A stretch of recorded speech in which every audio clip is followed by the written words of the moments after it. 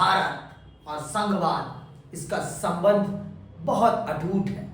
भारत एक ऐसा देश है जो विविधताओं से भरा पड़ा है। यहाँ सिर्फ एक प्रकार की विविधता नहीं, हर प्रकार की विविधता है।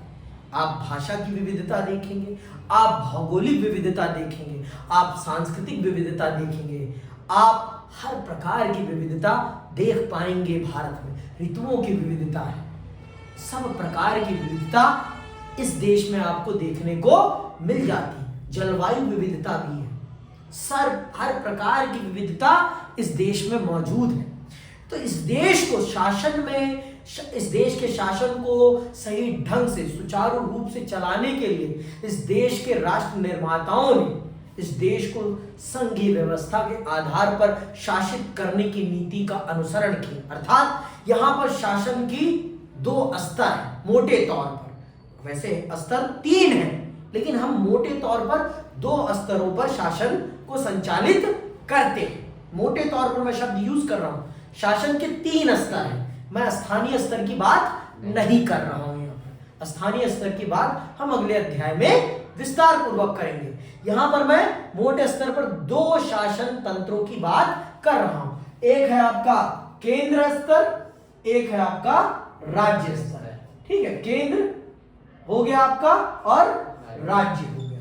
ठीक है, तो ये 2 स्तर हैं जो शासन को संचालित करते हैं। केंद्र जो पूरे देश को देखता है, जो पूरे देश पर शासन करता है, और राज्य जो अपने अपने राज्यों का शासन संचालित करते हैं। जैसे आपको उदाहरण के तौर पर मैं बताता हूं, उत्तर प्रदेश सरकार। ठीक है, उत्तर प्रदेश सरकार जिम्मेदार किस प्रदेश के लिए है? सिर्फ उत्तर प्रदेश के लिए। बिहार सरकार, बिहार सरकार किसके लिए जिम्मेदार है? बिहार के लिए। ठीक है, ये इसके मामले में नहीं बोल सकती और ये इसके मामले में नहीं बोल सकती, लेकिन भारत सरकार जो है, भारत सरकार वो दोनों के मामले में बोल सकती है। ठीक है, तो ये क्या है? ये शासन के 2 स्तर है। भारत में स्तर 3 है, लेकिन यहां पर मोटे तौर पर हम 2 स्तरों की बात कर रहे हैं। एक है केंद्र स्तर और एक है राज्य स्तर, और इसी को संघवाद कहा गया है। मतलब सत्ता का विभाजन, सत्ता का विभाजन, सत्ता को बांटना। यहां सत्ता बटी हुई है ना, सत्ता को 2 हिस्सों में बांटा गया है। ठीक है, सत्ता को 2 खेमों में बांट दिया गया है। अगर सत्ता सिर्फ एक के पास होती तो इसे क्या कहते हैं? केंद्रीयकरण कहते हैं। क्या कहते हैं? केंद्रीयकरण। ठीक है, तो भारत की सत्ता को 2 हिस्सों में बांटा गया है, एक केंद्र सरकार के और एक राज्य सरकार के। तो आज हम चल रहे हैं इस अध्याय में जानने और समझने कि संघवाद क्या है। पहले तो हम इस चैप्टर में ये जानेंगे कि इस चैप्टर को पढ़ने के बाद हम किन किन प्रश्नों को जान पाएंगे और किन किन विषयों से वाकिफ होंगे। तो चलिए पहले समझ लेते हैं कि इस चैप्टर को पढ़ने से हमें क्या लाभ होने वाला है। तो सुनिएगा, इस अध्याय में भारत के राजनीतिक मानचित्र को देखिए, जो 1947 का ये मानचित्र है आपका, ये आपका 1947 का मानचित्र है और ये आपका वर्तमान समय का मानचित्र है। ठीक है, तो ये आपका इन दोनों मानचित्रों में आपको बहुत डिफरेंस दिखाई पड़ेगा। सीमा, राज्यों की सीमाओं का बहुत डिफरेंस दिखाई पड़ेगा, और ये डिफरेंस आप सबको देखना और समझना चाहिए। बहुत ही डिफरेंस है। जब हम 1947 के समय एक देश के तौर पर थे, तब हमारी भौगोलिक सीमाएं किस प्रकार की थी और आज हमारी भौगोलिक सीमाएं किस प्रकार की हैं, इसको आप देखें और समझें। आगे सुनिए, उनमें आपको काफी परिवर्तन दिखाई देगा। राज्यों की सीमाएं और नाम बदल गए हैं तथा राज्यों की संख्या में भी अंतर आ गया है। आजादी के समय अपने देश में अधिकांश प्रांत ऐसे थे जिन्हें अंग्रेजों ने महज प्रशासनिक सुविधा के लिए गठित किया था। फिर कुछ देसी रियासतों का स्वतंत्र भारत में विलय हो गया। इन देसी रियासतों को प्रांत से जोड़ दिया गया। इसे आप 1947 के मानचित्र में देख सकते हैं। तब से लेकर आज तक राज्यों की सीमाएं कई बार बदल चुकी हैं। इस अवधि में न केवल राज्यों की सीमाओं में परिवर्तन हुआ, बल्कि कुछ राज्यों की जनता की इच्छा के अनुरूप उनके नाम भी बदल गए। जैसे मैसूर का नाम कर्नाटक तथा मद्रास का नाम तमिलनाडु हो गया। ये मानचित्र 70 वर्षों में हुए परिवर्तनों को दिखाते हैं। एक तरह से ये नक्शे हमें भारत में संघवाद के कामकाज की कहानी कहते हैं। ठीक है, इस अध्याय को पढ़ने के बाद आपको निम्नलिखित बातों की जानकारी होगी। पहला क्या, संघवाद क्या है, इससे आप परिचित हो जाएंगे। दूसरा क्या समझेंगे आप, भारतीय संविधान के संघीय व्यवस्था संबंधी प्रावधान क्या है।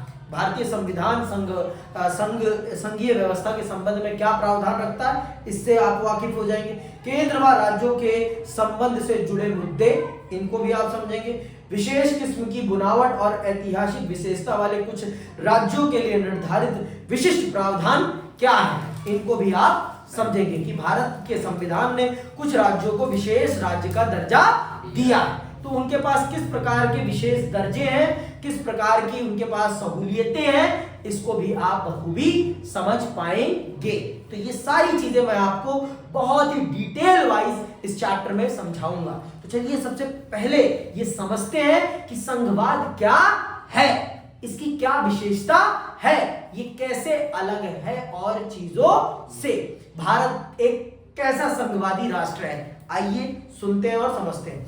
सोवियत संघ विश्व की एक महाशक्ति था। इसको मैं नेक्स्ट ईयर आपको पढ़ाऊंगा, तो आप जान पाएंगे कि सोवियत संघ क्या था। सोवियत संघ विश्व के सबसे बड़े संघवादी राष्ट्रों में से एक था, जो 15 अलग अलग देशों को मिलाकर एक संघ बना था। 15 अलग अलग देशों को बोल रहा हूं मैं, देशों को मिलाकर बना था, जिसे यूएसएसआर कहते थे, सोवियत संघ। ठीक है, आगे सुनिए। था, पर 1989 के बाद वह अनेक स्वतंत्र देशों में बंट गया। इनमें से कुछ ने मिलकर स्वतंत्र राज्यों का राष्ट्रमंडल बना लिया। सोवियत संघ के विघटन के प्रमुख कारण वहां शक्तियों का जमाव और अत्यधिक केंद्रीकरण की प्रवृत्ति थी। तो सोवियत संघ के विघटन का वास्तविक कारण यही था कि उसने पूरी की पूरी ताकत को एक ही हाथ में सीमित कर लिया था। अगर आप एक संघवादी राष्ट्र हैं, तो आपको अपनी ताकत को बांटना चाहिए। अगर आप 10 लोगों को अपने साथ रख रहे हैं, तो सारी ताकत सिर्फ अपने पास मत रखिए, औरों को भी कुछ ताकत दीजिए, तभी वो आपके साथ जुड़े रहेंगे। अब एक बात बताओ मुझे, आप ही सब कुछ रख लेंगे तो क्या आपके घर में, अच्छा चलो एक फैमिली का उदाहरण लेते हैं, परिवार में हर व्यक्ति के पास अपनी कुछ ना कुछ रिस्पॉन्सिबिलिटी है ना, कुछ ना कुछ उसके ऊपर क्या है, दायित्व है, तभी तो परिवार आगे बढ़ रहा है। सबका सहयोग है वहां पर। परिवार क्या है, आपसी सहयोग है ना, तभी तो परिवार है ना। अगर आपसी सहयोग, आपसी एक दूसरे की इज्जत नहीं करेंगे, सब चीजों में एक ही व्यक्ति का डोमिनेंस रहेगा। अब एक बात बताओ मुझे, अगर आपको आपके भाई के पसंद का ही सब कुछ करना पड़ेगा, तो आप अपने भाई के साथ रहना पसंद करोगे? कदापि नहीं रहना पसंद करोगे, क्योंकि आपकी भी तो अपनी क्या है, अपनी भी इच्छाएं है ना। आप चाहते हो कि आपका जीवन आपके अनुसार चले, तो यही चीज है। संघवाद में इस भावना की कद्र होती है, लेकिन केंद्रीयकरण में ऐसा कुछ नहीं होता। जो एक निर्धारित करता है वो ही सब पर लागू होता है।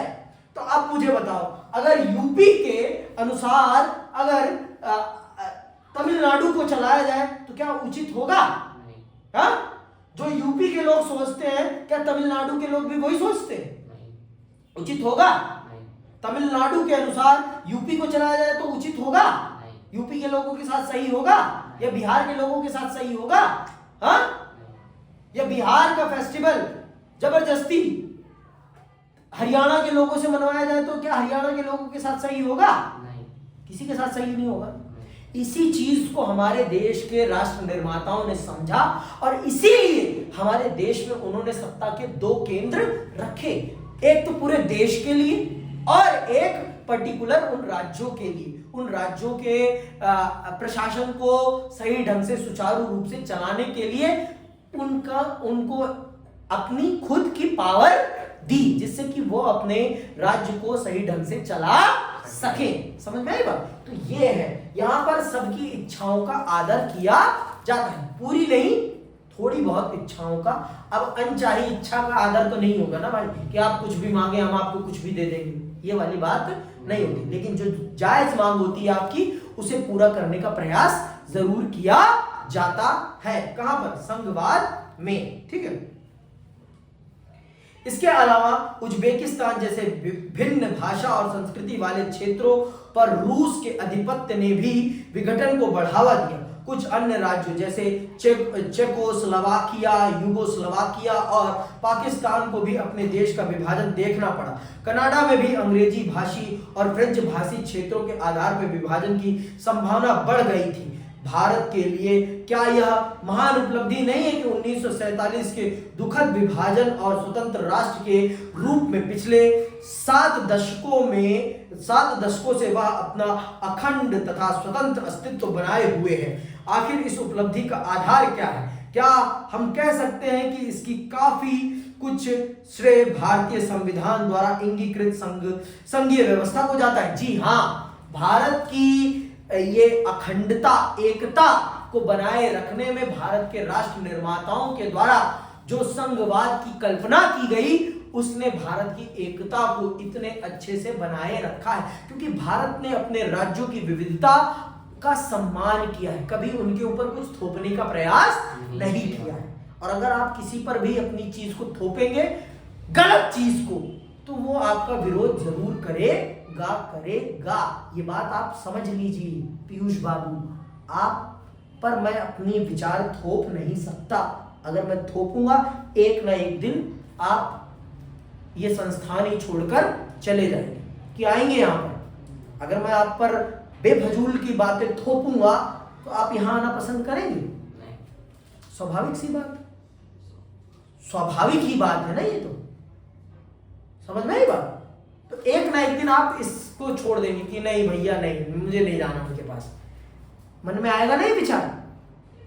हम दोनों एक दूसरे के साथ इसीलिए, क्योंकि आप मेरी बात सुनते हैं, मैं आपकी बात सुन लेता हूं। हमारे बीच में म्यूचुअल कंसर्न, चाहे हम एक दूसरे की बात माने या ना माने, लेकिन सुन तो रहे हैं ना। जैसे मैं कहता हूं रोज लिखो लिखो, लेकिन आप नहीं लिखते। ऐसा तो नहीं है कि मैं आपको भगा दे रहा हूं, फिर भी मैं कोशिश कर रहा हूं आपको पढ़ाने की। समझ रहे हो आप बात को? तो यही चीज है। तो भारत सरकार ने और भारत के राष्ट्र निर्माताओं ने इस बात को समझा कि लोगों की बात को सुनना बहुत जरूरी है। आगे सुनो। ऊपर जिन देशों का उल्लेख किया गया है, वे सभी संघीय राज्य थे, पर वे एकजुट ना रह सके। इससे लगता है कि संघीय संविधान अपनाने के साथ साथ संघीय व्यवस्था की प्रकृति और व्यवहार भी बहुत महत्वपूर्ण है। सिर्फ संविधान संघीय बना लेने से कोई संघवादी राष्ट्र नहीं बन जाता। संघवादी होने के लिए आपको व्यवहार भी वैसा करना पड़ता है, आपको दूसरे की इच्छा का आदर भी करना पड़ता है, तब जाकर आप एक संघवादी राष्ट्र बनते हैं। सिर्फ बख्तही करने से कोई संघवादी राष्ट्र नहीं बन जाता। समझ में आई बात? संघवादी राष्ट्र की कुछ क्राइटेरिया होते हैं, और उन क्राइटेरिया को फुलफिल करना बहुत जरूरी होता है, तभी आप एक संघवादी राष्ट्र बन पाते हैं। और अगर आप उस क्राइटेरिया को फुलफिल नहीं कर रहे हैं, तो आप संघवादी राष्ट्र कदापि नहीं बन सकते हैं। समझ में आई बात कि नहीं आई? अभी भी पक्का भाई? सच में? चलो आगे सुनो। भारतीय भूभाग एक महाद्वीप की तरह विशाल और अनेक विविधताओं से भरा है। मैंने पहले बता दिया, भारतीय भूभाग विविधताओं से भरा पड़ा है। यहाँ भाषा की विविधता है, यहाँ भौगोलिक विविधता है, यहाँ सांस्कृतिक विविधता, यहाँ धार्मिक विविधता है, यहाँ जातीय विविधता, यहाँ मौसमीय विविधता है, यहाँ वनस्पतीय विविधता, हर प्रकार की विविधता है भारत में। ऐसा कुछ नहीं है जिसमें विविधता ना हो भारत में। हर कोस पर पानी बदल जाता है, हर कोस पर भाषा बदल जाती है। यही दिल्ली में ही आप अगर यहां से पहाड़गंज जाओगे तो आपको भाषा में अंतर दिखाई पड़ जाएगा। दिखता है कि नहीं दिखता? ऐ हो जाता है वहां, कचरापन आ जाता है वहां पे। आगे सुनो, यहाँ 20 प्रमुख और सैकड़ों अन्य छोटी भाषाएं हैं। यहाँ अनेकों धर्मों के मानने वाले लोग निवास करते हैं। देश के विभिन्न भागों में करोड़ों आदिवासी निवास करते हैं। इन विविधताओं के बावजूद हम एक साझी जमीन पर रहते हैं और हमारा एक साझा इतिहास है, खासकर उन दिनों का जब हम आजादी की लड़ाई लड़ रहे थे। समझ में आई बात? खास की उस समय का, और इस गुलामी ने ही हमें एकजुट बनाया है।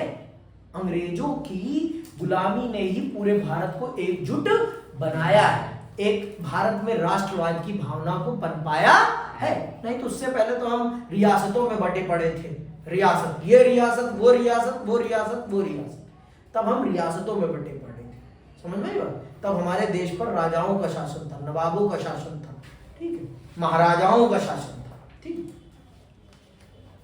हमारे बीच दूसरी कई समानताएं हैं। इसी कारण हमारे राष्ट्र नेताओं ने भारत को विविधता में एकता के रूप में परिभाषित किया है। कभी कभार इसे विविधताओं के साथ एकता की संज्ञा भी दी जाती है। संघवाद में कोई ऐसी निश्चित और कठोर सिद्धांत नहीं होते जो प्रत्येक ऐतिहासिक परिस्थितियों में समान रूप से लागू हो। शासन के सिद्धांत के रूप में संघवाद विभिन्न परिस्थितियों में भिन्न भिन्न स्वरूप ग्रहण करता है। संघीय राज्य की शुरुआत अमेरिका से हुई, लेकिन वह जर्मनी और भारतीय संघवाद से भिन्न है। फिर भी संघवाद की कुछ मूल अवधारणाएं और विचार अवश्य हैं। देखो, हर संघवादी देश में कुछ ना कुछ कॉमन होता है। संघवाद की शुरुआत अमेरिका से हुई, फिर जर्मनी में, फिर भारत में, लेकिन इन तीनों देशों के संघवाद में कुछ बातें कॉमन है। और वो कॉमन बातें क्या है? क्या है संघवाद की विशेषता? आइए जानते हैं।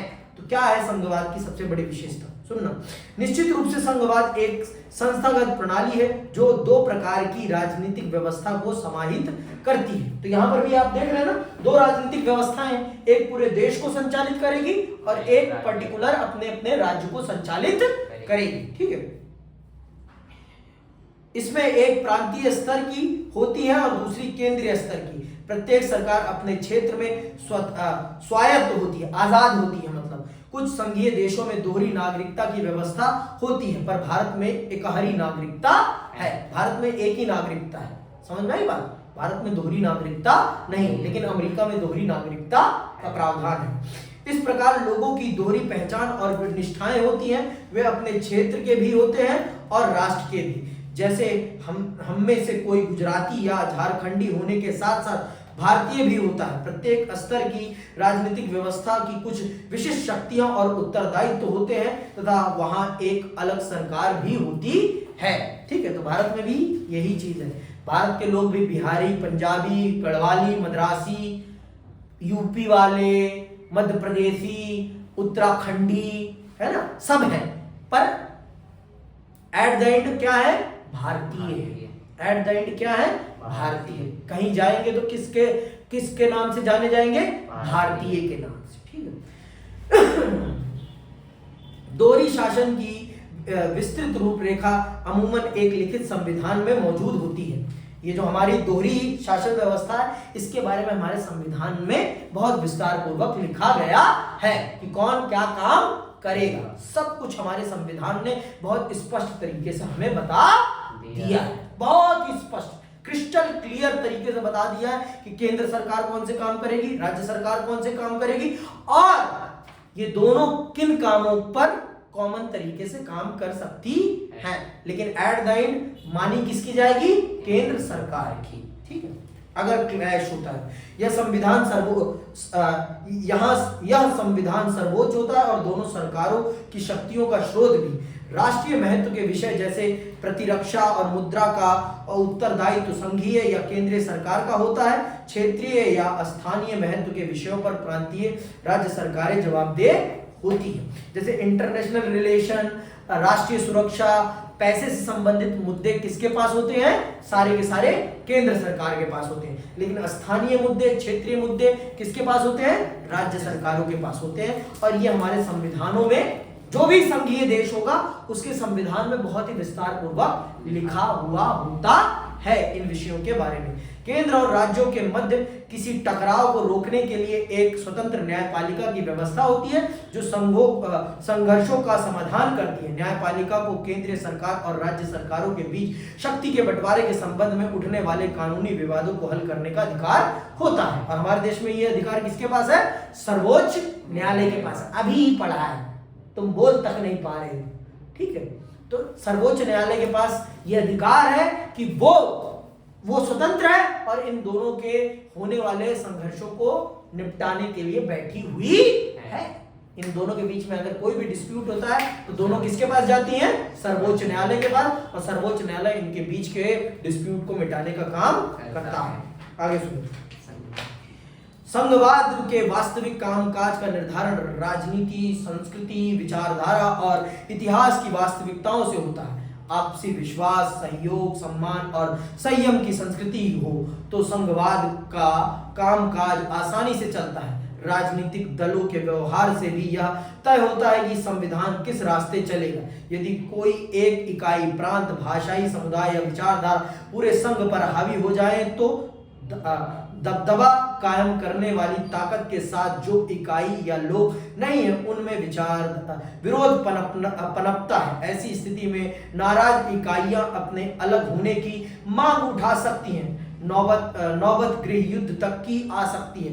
बहुत से देशों को इस अनुभव से गुजरना पड़ता है। तो ये बात जान लीजिए कि अगर आप किसी पर अपनी विचारधारा, अपनी संस्कृति थोपने की कोशिश करेंगे तो जिसके ऊपर आप ये थोप रहे हैं ना, वो आपके खिलाफ खड़े हो सकते हैं। तो इसीलिए भारत ने संघवाद को सिर्फ संविधान में लिखा भर नहीं है, उसे अमली जामा भी पहनाया है। उसे वास्तविक तौर पर स्थापित करने का काम भी किया है। समझ में आई मेरी बात कि नहीं आई अभी भी? तो भारत ने संघवाद को सिर्फ अपने संविधान में लिखा भर नहीं है, भारत ने संघवाद को अपनी वास्तविकता में स्थापित भी किया है। इसीलिए भारत आज 7 दशकों से निरंतर आगे बढ़ता चला जा रहा है। अपनी विविधताओं के साथ, अपनी इन सभी समस्याओं के साथ, भारत में बहुत समस्याएं, लेकिन उन समस्याओं के साथ भी अपने विकास के पथ पर आगे चलता जा रहा है और अपनी विविधताओं को, समस्याओं को दूर करता जा रहा है। ये सिर्फ इसीलिए संभव हो पाया है क्योंकि हम विविधता का सम्मान करते हैं। हम किसी पर भी ना अपनी भाषा थोपते हैं, ना किसी पर अपनी संस्कृति थोपते हैं। हम तमिलनाडु के लोगों पर हिंदी थोपने की कोशिश नहीं करते, ना हम तमिलनाडु पर बिहार का कल्चर या यूपी का कल्चर थोपने की कोशिश करते, किसी पर भी कोई कल्चर थोपने की कोशिश नहीं करते। हम सबकी संस्कृति, सबके भाषा, सबका सम्मान करते हैं और सबको आजादी देते हैं। समझ में आई बात? तो इसीलिए भारत आज बहुत अच्छे से आगे बढ़ रहा है। अब अगली क्लास में हम समझेंगे भारतीय संविधान में संघवाद की क्या प्रावधान है और भारत का संविधान क्या कहता है संघवाद पर। आज की क्लास का समापन यहीं करते हैं और मैं आपसे विदा लेता हूं। जय हिंद, जय भारत।